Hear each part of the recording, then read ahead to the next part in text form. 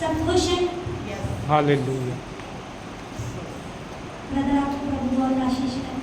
बहुत दिनों के बाद आए, प्रभु आपको दिल से आशीष करें। भले आप नहीं आते पर हमारी प्रार्थना आपके लिए कंटिन्यू है। आमीन, आमीन। और मेरा विश्वास है कि जल्द उन प्रार्थनाओं का जवाब आपके जीवन में आने वाला है और आपके जीवन में परमेश्वर अद्भुत कार्य करने वाला है। आमीन, आमीन, हालेलुया। आपके बिजनेस के मार्ग खुलने वाले हैं, उसे फिर कोई बंद नहीं कर सकता। क्योंकि यहाँ पर जितनी भी प्रार्थनाएं हुई हैं, एक एक ने गवाही दी है और मेरा विश्वास है कि आपके भी जीवन में परमेश्वर कार्य करेगा। बस एक कदम आपको बढ़ाना है परमेश्वर के प्रति। जिस दिन आपने परमेश्वर के प्रति अपना कदम उठाया, उस दिन परमेश्वर ने आपके जीवन में आशीषों को भरपूरी से देना शुरू कर दिया। हालेलुया। प्रभु आपको बहुत ऐसे आशीष करे।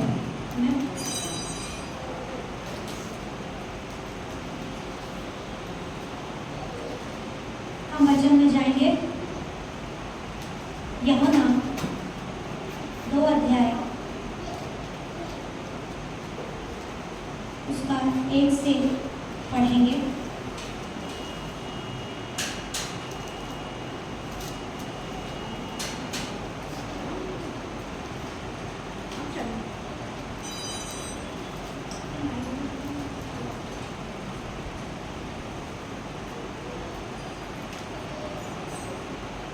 यूहन्ना 2 अध्याय पहले वचन से पढ़ेंगे।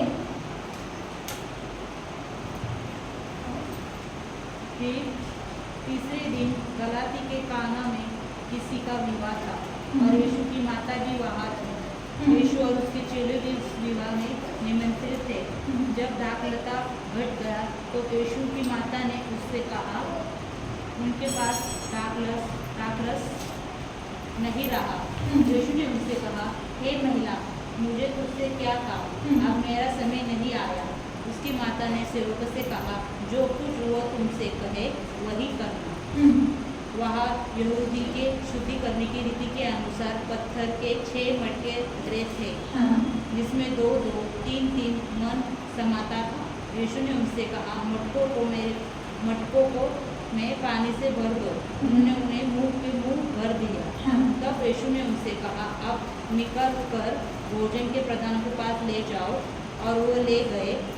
जब भोजन के प्रधान ने वो पानी चखा जो दाखरस बन गया था और नहीं जानता था कि वह कहाँ से आया है, परंतु जिन सेवकों ने पानी निकाला था वो जानते थे।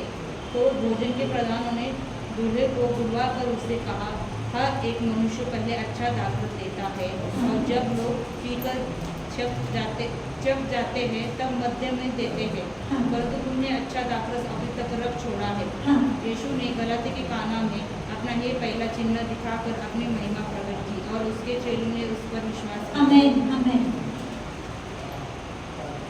जो पुराने उन्हें पता है कि सबसे पहला चमत्कार यीशु ने काना नगर में किया। समीर भाई, पहला चमत्कार किधर हुआ? काना नगर में। सबसे पहला चमत्कार काना नगर में हुआ। परमेश्वर ने सेवकाई में सबसे पहला काम गलील के काना नगर में एक शादी के घर में जाकर दाखरस को बढ़ाकर अपना चमत्कार दिखाया। सबसे पहला चमत्कार शादी में हुआ और सबसे लास्ट चमत्कार तब हुआ जब महायाजक के दास का कान काटा गया था। उस कान को जोड़कर यीशु मसीह ने अपना लास्ट चमत्कार भी वहां पर दिखाया। हालेलुया। तो इस दृष्टांत में ये बताया गया है कि जब चमत्कार होने के पहले यीशु एक विवाह की जगह पर निमंत्रित था। यीशु को, उसकी माता को और उसके साथियों को वहां पर आमंत्रित किया गया था कि वो विवाह में हिस्सा लें। और जब वहां पर शादी के घर में बहुत सारी बातें होती है और कभी कुछ कम भी हो जाता है, उसी तरह वहां पर दाखरस घट गया। जब दाखरस में कमी आई तो लोगों में खलबली मच गई कि अब ये कैसे होगा, शादी का घर है, लोग निंदा करना शुरू कर देते हैं, बुराई करते हैं, कुछ न कुछ ताना टोटका करते हैं कि कैसे होगा, क्या होगा, नाम खराब होता है।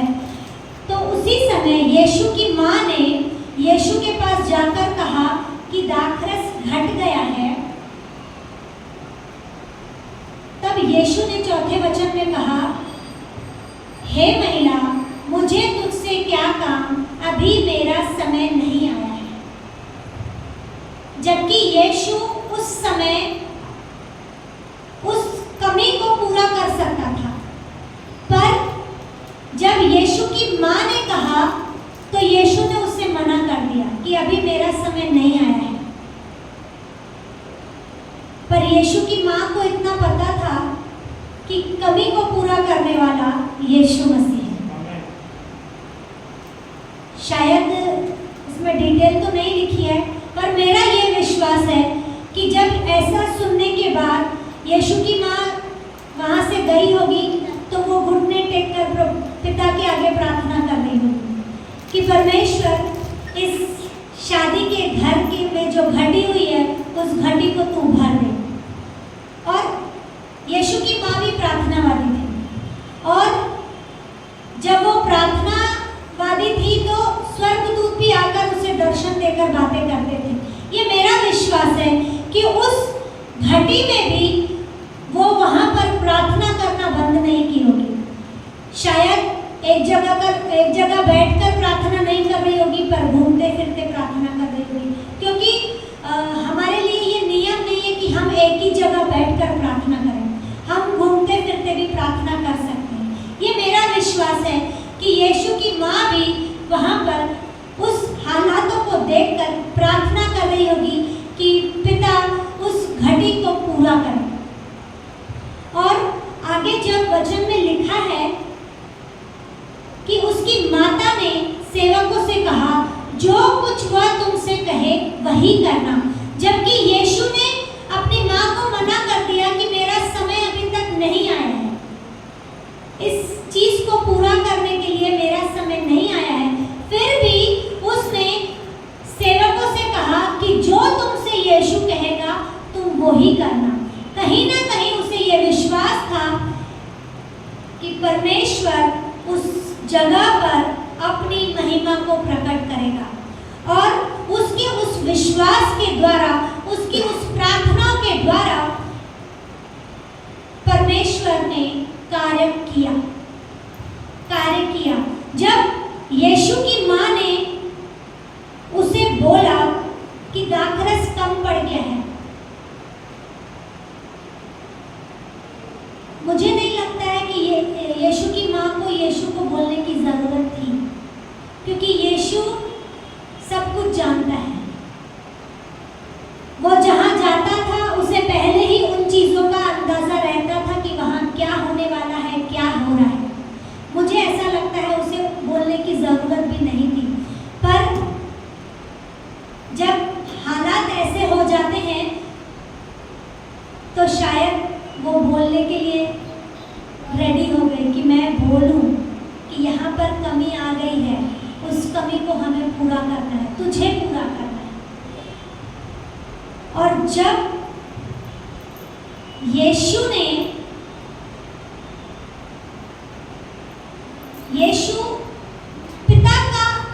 पिता की आज्ञा का इंतजार कर रहा था कि जब मुझे पिता की आज्ञा मिलेगी मैं वहाँ पर कार्य करूँगा।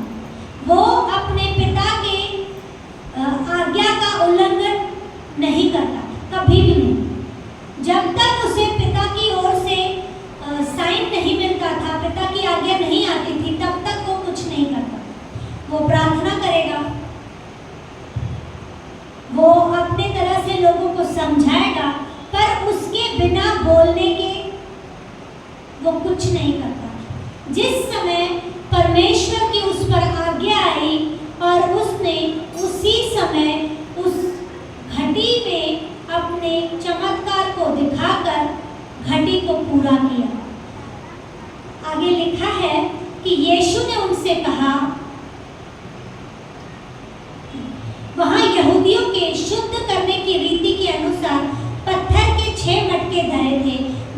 में 2-2, 3-3 मन समाता था, यीशु ने उनसे कहा, मटकों में पानी भर दो। उन्होंने उन्हें मुँह भर दिया।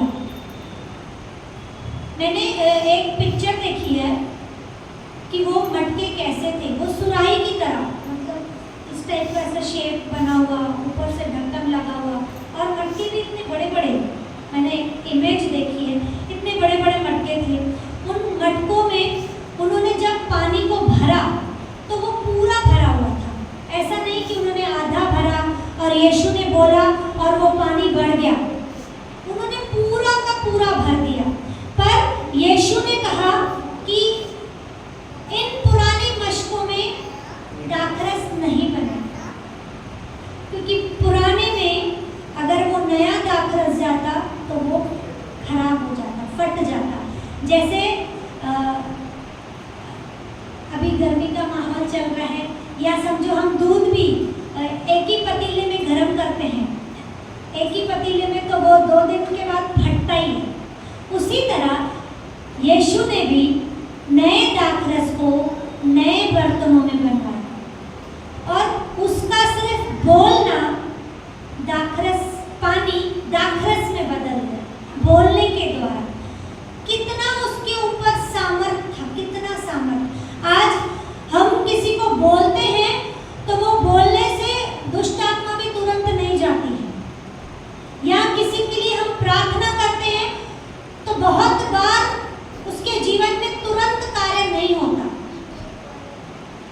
एक सामने वाले का विश्वास कम रहता है, और एक कहीं ना कहीं हमारे डाउट के कारण वो चीज़ जो तुरंत होने वाली रहती है वो तुरंत नहीं होती। पर यीशु ऐसा व्यक्ति था जो बोलता था और तुरंत होता था। क्यों? क्योंकि वो ज़्यादा समय परमेश्वर के आगे अपने समय को बिताता, ज़्यादा समय वो प्रार्थना में और वचन में, जो पिता उससे कहता था सिर्फ उन्हीं बातों को फॉलो करता। पिता की आज्ञा मानकर जब जब यीशु ने कार्य किया, उसने अपने जीवन में जय को देखा, उसने चमत्कार को अपने जीवन में देखा। यीशु को चमत्कार करने के लिए समय नहीं लगता, पर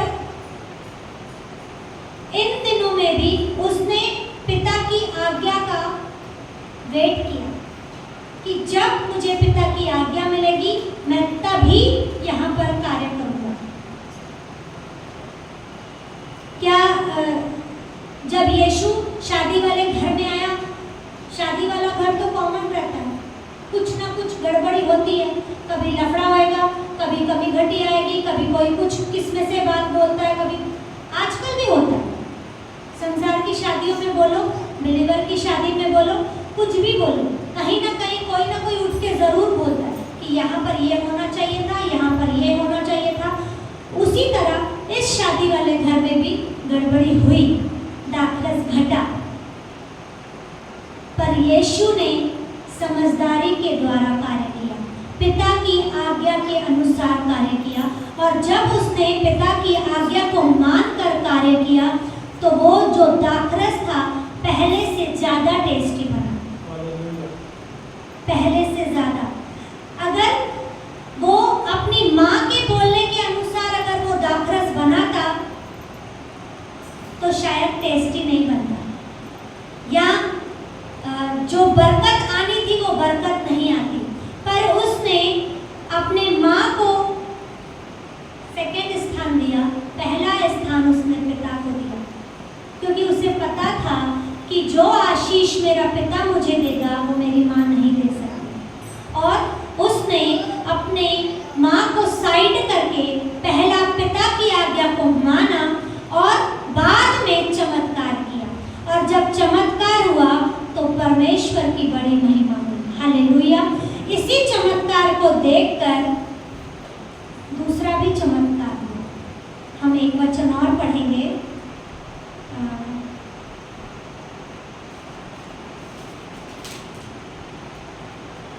यूहन्ना 4 अध्याय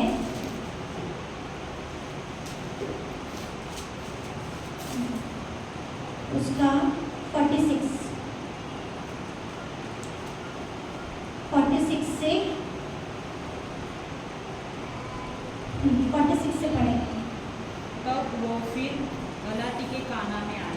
जहाँ उसने पानी को दाखरस बनाया था। वहाँ राजा का एक कर्मचारी था जिसका पुत्र कफरनहूम में बीमार था। वो ये सुनकर कि यीशु यहूदी से गलाती में आ गया है कि उसके पास गया और उससे विनती करने लगा कि चल मेरे पुत्र को चंगा कर दे, क्योंकि वो मरने पर था। यीशु ने उससे कहा, जब तक तुम चिन्ह और अद्भुत काम न देखोगे तब तक कदापि विश्वास न करोगे। राजा के कर्मचारी ने उससे कहा, हे प्रभु, मेरा बालक की मृत्यु होने से पहले चल। यीशु ने उससे कहा, जा, तेरा पुत्र जीवित है। हाँ, बस देखो, शादी में बहुत सारे लोग रहते हैं, उसी तरह ये राजा का कर्मचारी भी वहाँ पर था। जब ये वहाँ पर था, उसने वहाँ पर चमत्कार को देखा। जो घटी थी, यीशु के बोलने के द्वारा वो घटी पूरी हो गई और तब उसे पता पड़ा कि मेरा बेटा भी मरने पर है। और उसने तुरंत यीशु को पकड़ा और कहा कि तब वह फिर गलील में काना में आया, जहाँ उसने पानी को दाखरस बनाया था। वहाँ राजा का एक कर्मचारी था जिसका पुत्र कफरनहूम में बीमार था। काना नगर अलग है, कफरनहूम अलग है।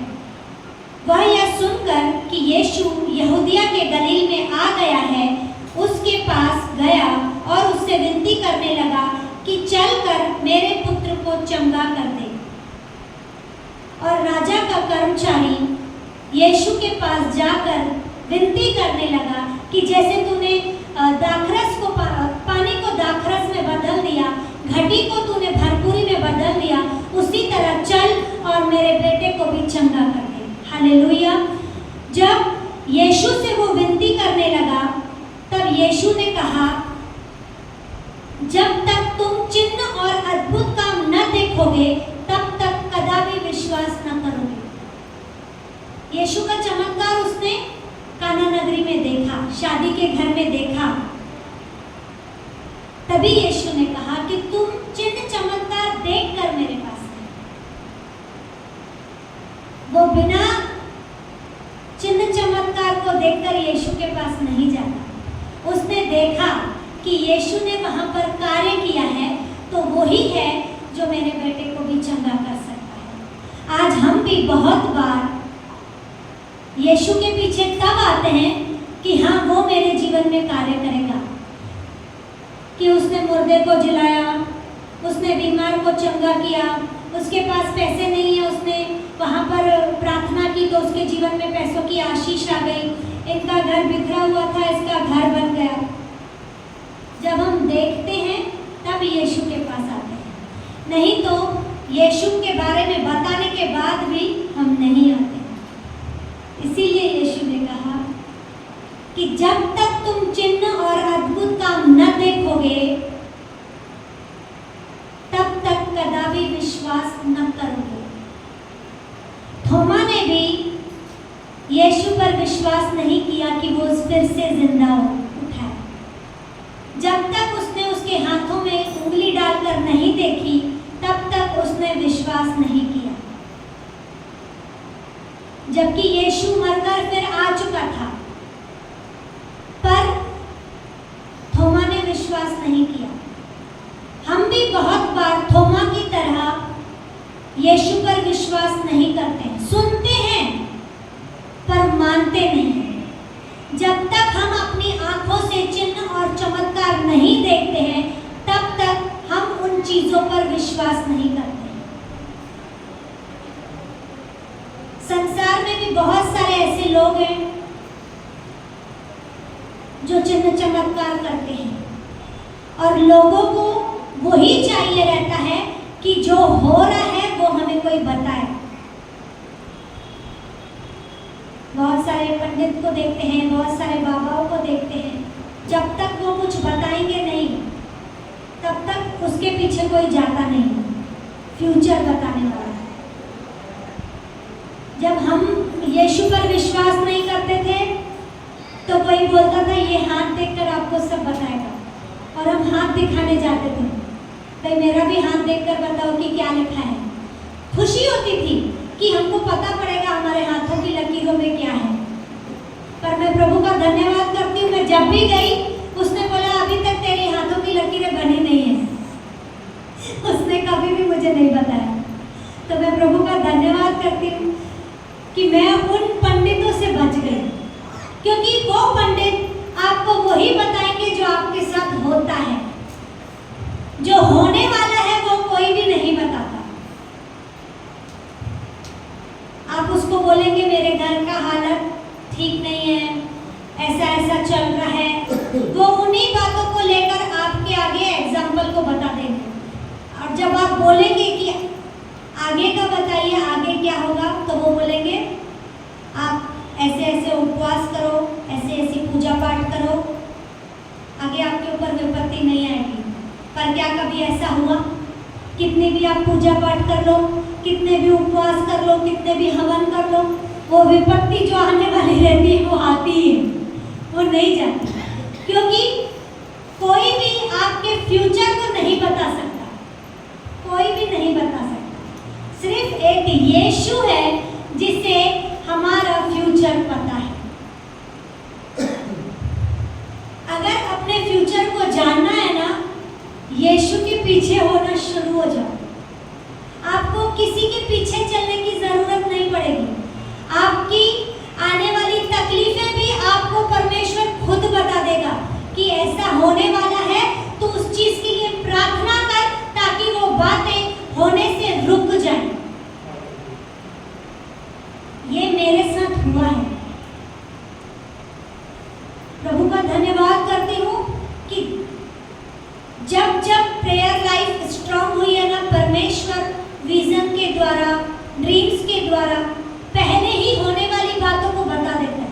भले समझ में नहीं आता वो टाइम कि ये क्या होने वाला है, पर उन चीजों को कंटिन्यू प्रेयर करते हैं, तो जब आने वाली बातें होती है तो समझता है अरे ये तो मैंने पहले देखा था, ये मेरे साथ ऐसा होता है।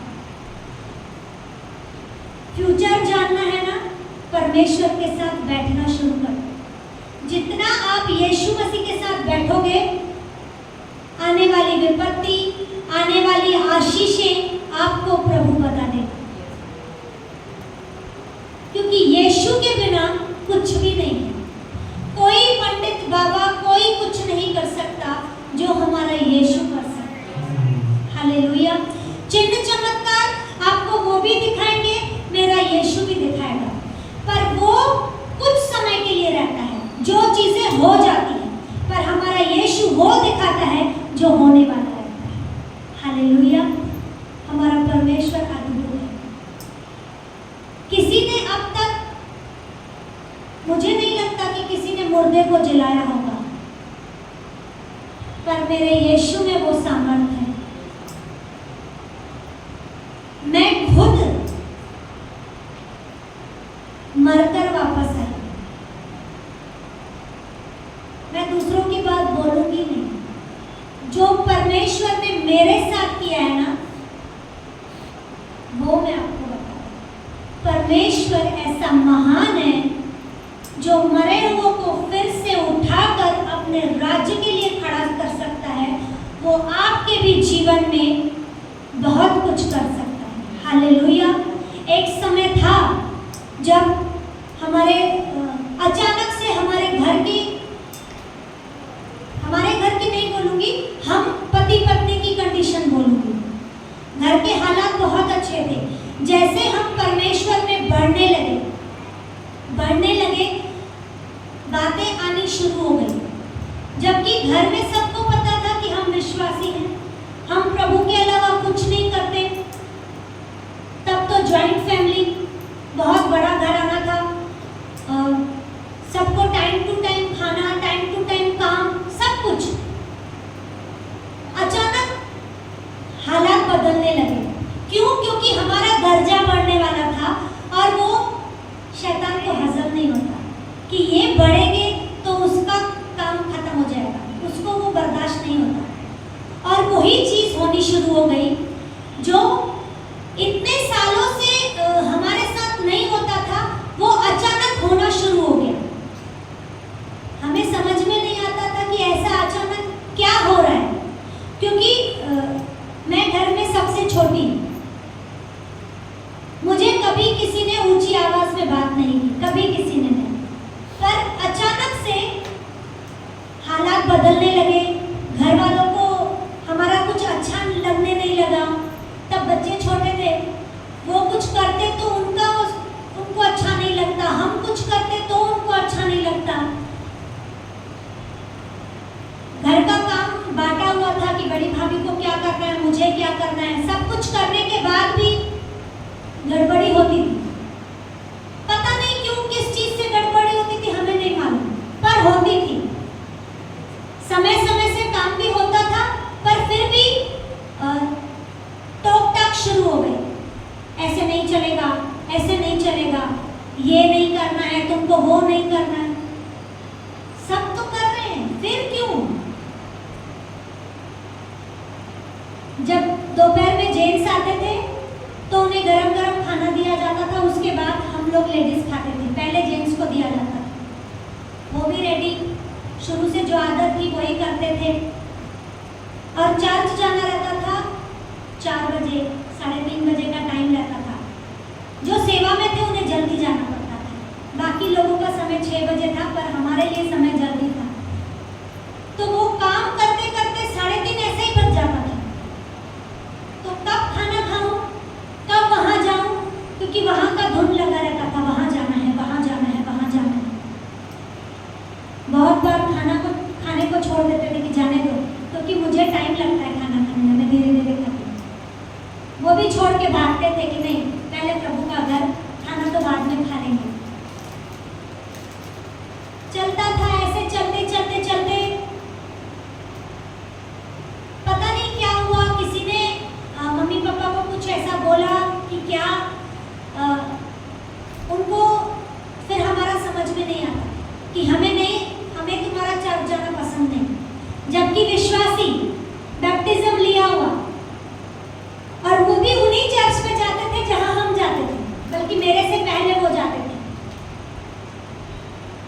तो ऐसा भी नहीं कि हम चर्च बोलकर किधर चले जाते थे, नहीं। चर्च का चर्च, चर्च से सीधा घर का काम, फिर चर्च जाओ, चर्च में देखभाल करो, वचन सुनो, फिर घर पे आओ, फिर रात का खाना बनाओ। सब कुछ रूटीन चल रहा था, पर गड़बड़ियां बढ़ते जा रही थी। लफड़े चालू, किट चालू, ये कुछ बोले तो इनके साथ आर्ग्यूमेंट हो जाए। अगर कभी मैं कुछ बोलूं तो उनको अच्छा नहीं लगता था कि तू छोटी होकर तू क्यों जवाब देती है। बहुत सारी बातें होने लगी। बहुत टाइम से किट चल रहा था। अचानक एक दिन सुबह उठी, जतिन का सुबह स्कूल रहता था, तो इसके टिफिन के लिए गई तो किचन पूरा खाली, ना गैस पड़ा है, ना सामान पड़ा है। तो समझा ही नहीं कि ये क्या हुआ। रात तक तो सब कुछ ठीक था, अचानक सुबह क्या हुआ। इनको बोला कि किचन खाली है, सिर्फ गैस नहीं पड़ा। अब उसको टिफिन कहाँ से दूँ? उन्होंने बोला मैं बाहर से लाके देता हूँ। सुबह का टाइम हो गया। फिर जब सब उठे 10 बजे, सबसे बात की कि ये क्या है। बोले आज से तुम्हारे लिए हमारा किचन का दरवाजा बंद, अपना बंदोबस्त तुम खुद करो, हमें तुम्हारा नहीं चाहिए। तुरंत तो सिलेंडर आएगा नहीं, तुरंत काम होगा नहीं, क्योंकि ऑलरेडी एक घर में 2 सिलेंडर थे, एक भाभी के नाम का, एक मम्मी के नाम का। तो एक ही घर में तीसरा सिलेंडर तीसरे नाम से नहीं आता है। तो हमने कहा टाइम लगेगा उस चीज को करने के लिए, या ब्लैक पे भी लो तो टाइम लगता है। बोला नहीं होएगा। हनी भी स्कूल जाती थी, वो 12 बजे जाती थी। ये दुकान जाते, वहां से फिर भाग के आते, उसके लिए बाहर से टिफिन लेकर आते, फिर बच्चों को देते, फिर बच्चे जाते। और तब इतनी ब्लेसिंग्स थी इसके काम में कि इसे फुर्सत नहीं रहती थी। मैं बार बार फोन करती थी, बस आने वाली है, मुझे बच्चों का टिफिन चाहिए। पर घर का माहौल इतना खराब हो गया था कि मैं घर वालों को इतना नहीं बोल पा रही थी कि मुझे बच्चों के लिए सिर्फ बनाने के लिए कुछ दे दो, हमें मत दो, पर बच्चों के लिए दे दो। बहुत सारी गड़बड़ियां हुई, बहुत कुछ हुआ। पास्टर सिस्टर को घर पे बुलाया गया, कोई बातें कुछ भी नहीं, कुछ बातें नहीं, पर पता नहीं क्यों ऐसी बातें क्रिएट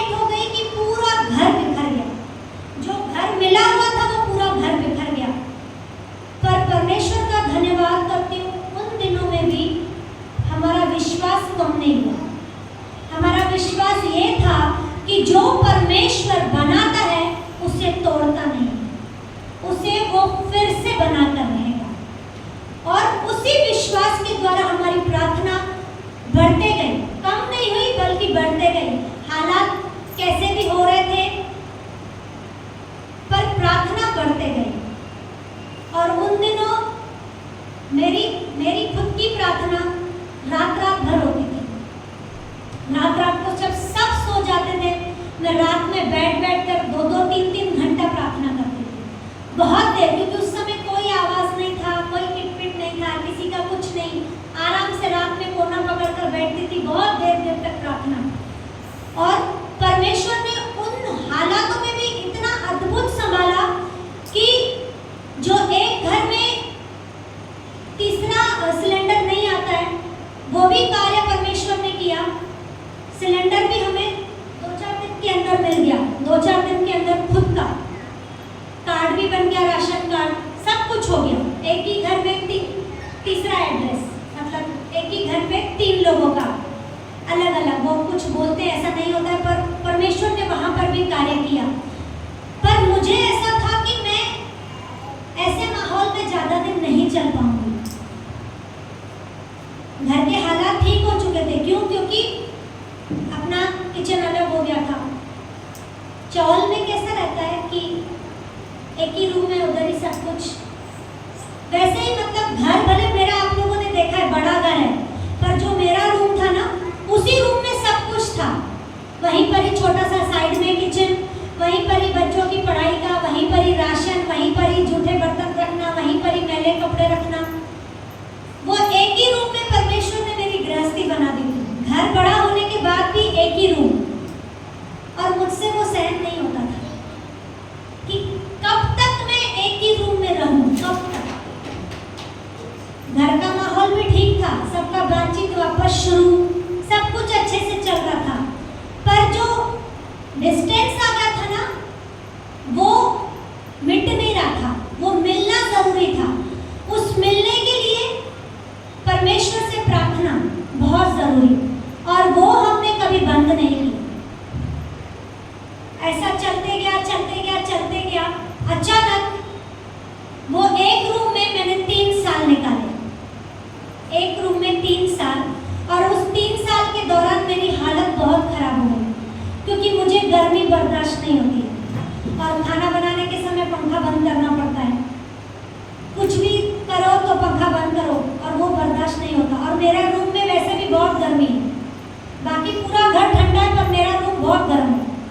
अब पता नहीं परमेश्वर की आग वहाँ पर है कि ऑलरेडी कुछ है, मुझे नहीं पता, पर मैं उस चीज़ को प्रभु के लिए लेकर आती हूँ कि वहाँ पर प्रार्थनाओं का असर है, इसीलिए वो बहुत गर्म है। और अचानक ऐसा हुआ कि जब मैं सुबह एक बार उठकर आई, वॉशरूम से होकर आई, तो मैं गिर गई। मुझे इतना पता है कि पापा का आवाज़ आया, उन्होंने भाभी को आवाज़ दी कि उसको संभाल, वो गिर रही है। मुझे वो अभी भी याद है। जब मैं गिरी, मुझे कुछ होश नहीं। घर में सिर्फ मम्मी पापा और भाभी थे, ये शॉप पर चले गए थे। इनको तुरंत बुलाया, डॉक्टर को घर पे लेकर आए। डॉक्टर को कुछ समझ में नहीं आया। डॉक्टर ने शायद इंजेक्शन दिया होगा, कुछ ना कुछ किया। उसने बोला कि 2-3 घंटे में इसे होश आ जाना चाहिए, अगर नहीं आता है तो मुझे बताओ, फिर आगे देखते हैं। 2 घंटे से ज़्यादा हो गया, मुझे होश नहीं आया। फिर से शायद डॉक्टर को बुलाया, और डॉक्टर ने कहा कि इसे बड़े हॉस्पिटल में लेकर जाओ, क्योंकि मुझे नहीं समझ रहा इसे क्या है। जब तक हॉस्पिटल में आप उसका पूरा स्कैन नहीं कराओगे तो समझेगा नहीं कि शायद वो गिरी है, उसे कुछ मार लगा है, क्या है पता नहीं। और कुछ टाइम दिया कि वो टाइम तक देखो, नहीं तो कुछ नहीं बोल सकते। पर वो टाइम से बहुत ज़्यादा निकल गया। जहाँ 2-4 घंटे बोले थे, वहाँ 6 से 7 घंटे हो गए। मुझे होश बिल्कुल नहीं। सुबह से शाम हो रही थी, किसी को कुछ समझ में नहीं आ रहा था। डॉक्टर ने बोल दिया कि नहीं,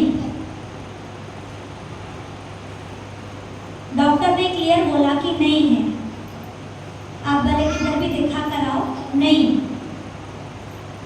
घर में पूरा माहौल खराब हो चुका था, सबका रोना धोना सब चालू। वहाँ भाभी इसको चिल्ला रही है कि तू ऐसे लेकर इसको क्यों बैठा है, इसको लेकर चल, तू नहीं लेकर जा रहा तो मैं लेकर जा रही हूँ। उन्होंने बोला नहीं, मेरा परमेश्वर इसे कुछ होने नहीं देगा।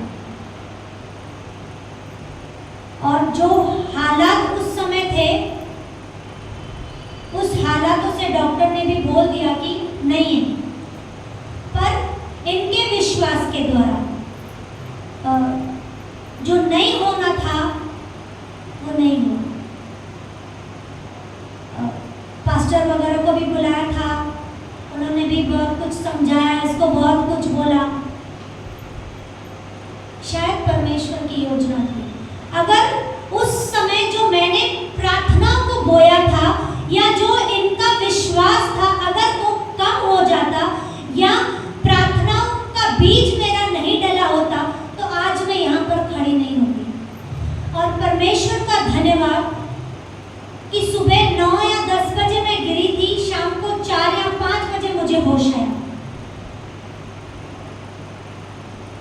जब मेरी आंखें खुली तो सब रो रहे थे, कोई अपने में नहीं था, कोई नहीं था, क्योंकि शायद फोन भी सबको चले गया था कि नहीं, जो यहाँ के ससुराल वाले लोग हैं, शायद जो दीदी वगैरह हैं।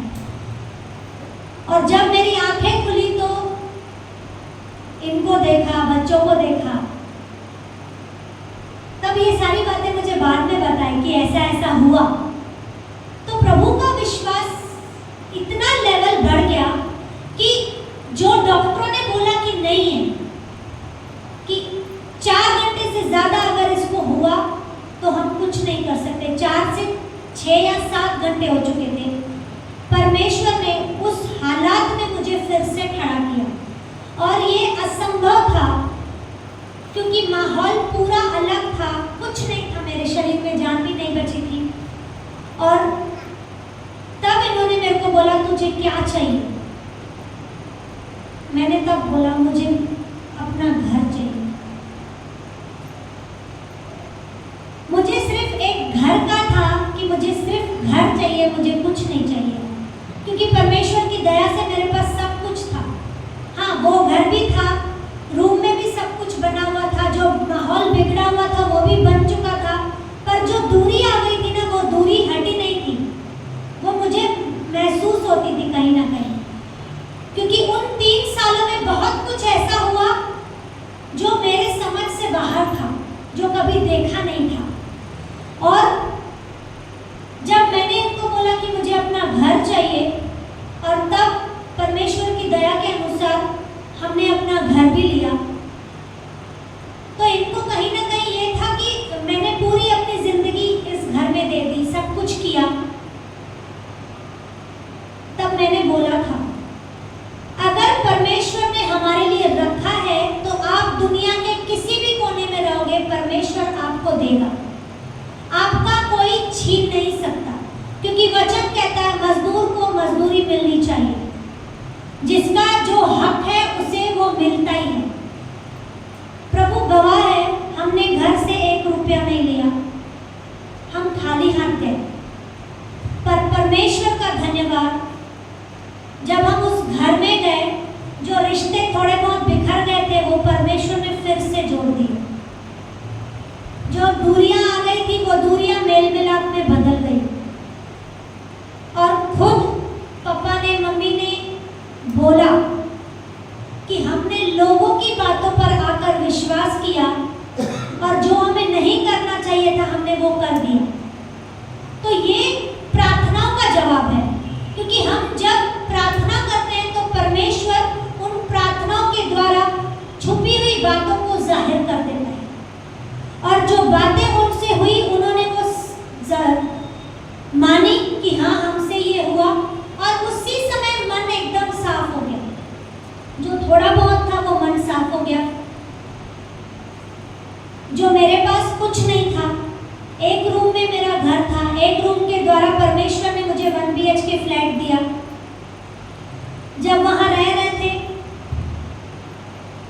परमेश्वर ने वापस से मेल मिलाप करवाया।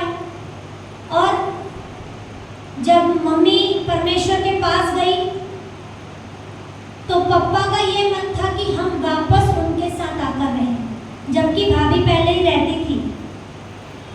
पापा ने कहा मुझे सिर्फ तुम लोग चाहिए, मुझे वो नहीं चाहिए। और प्रभु का धन्यवाद, जो मैं अपने घर के लिए तरसती थी, एक रूम से एक घर के लिए तरसती थी, आज परमेश्वर की दया से वो फ्लैट भी हमारे पास है और परमेश्वर की दया से ये घर भी परमेश्वर ने हमें दिया। तो ये क्यों हुआ? क्योंकि हमने परमेश्वर पर विश्वास किया और उस विश्वास के द्वारा प्रार्थनाओं को करना कभी नहीं छोड़ा, इस वचन पर भरोसा करना कभी नहीं छोड़ा। घटी आई, गड़बड़ी आई, बिखरी हुई बातें हुई, पर उन सारी बातों को परमेश्वर ने फिर से मिलाया। जो नहीं था परमेश्वर ने वो सब कुछ दिया, जो हमारा था वो भी परमेश्वर ने हमें दिया। तो जो कुछ होता है कहीं ना कहीं परमेश्वर की योजना के अनुसार होता है, कहीं ना कहीं उन बातों से परमेश्वर की महिमा होती है। तो जिस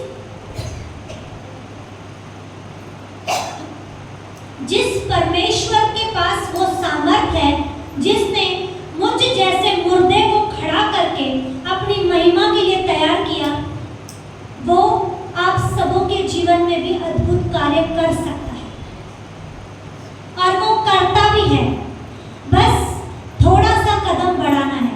ऐसा नहीं है कि अभी मुझे सब कुछ मिल गया तो सब कुछ काफी है, नहीं, अभी मुझे बहुत कुछ चाहिए। सिर्फ मेरे शारीरिक बातों को नहीं, मेरे परमेश्वर की बातें भी मुझे चाहिए, उसके राज्य के लिए भी मुझे बहुत कुछ चाहिए। आज ये भले घर हमें परमेश्वर की दया से मिला है, पर रेंट का है, पर आने वाले समय में खुद का चाहिए, खुद का चाहिए। ये जगह खाली है, इंस्ट्रूमेंट नहीं है, बजाने वाले नहीं है, वो चाहिए। सिर्फ मैं ही यहाँ पर खड़े होकर प्रचार करूं, नहीं, और भी लोग चाहिए। तो उसके लिए सिर्फ प्रार्थना और वचन ही है। जब परमेश्वर मेरे जीवन में कार्य कर सकता है तो आपके भी जीवन में कार्य करता ही है और करता रहेगा। सिर्फ हमें कदम उठाना है। उस कदम को कभी पीछे मत लेना। जिस कदम को आपने बढ़ाया है ना परमेश्वर के लिए, उस कदम को बढ़ाते जाना, पीछे मत आना। जिस दिन आपने अपने कदम को रोक दिया ना, वो ब्लेसिंग्स जो परमेश्वर आपके लिए रख रहा है वो वहीं रुक जाएगी। क्योंकि बहुत बार परमेश्वर परखता भी है, क्या मेरा बच्चा इन बातों को हैंडल करने के लिए रेडी है, इन आशीषों को संभालने के लिए रेडी है, वो परखता भी है। परमेश्वर ने शादी में कार्य किया। गड़बड़ियां हर एक जगह होती है, ऐसा नहीं है कि गड़बड़ियां नहीं होती है, पर परमेश्वर ने पिता की आज्ञा को मानकर वहां पर कार्य किया। उसी तरह हम भी संसार में रहते हैं, गड़बड़ियां आती हैं, कमी घटी आती है, बस परमेश्वर की आज्ञा को पूरा करना है। लोगों को नहीं देखना है, पिता को देखना है, उस यीशु को देखना है कि जिसने उस काना नगरी में कार्य किया, वही यीशु हमारे जीवन में भी कार्य करेगा। गरीबी को हटाकर भरपूरी में बदल देगा, बीमारी को हटाकर चंगाई में बदल देगा, अशांति को हटाकर शांति में बदल देगा। ऐसा हमारा सामर्थ्य परमेश्वर है। हालेलुया।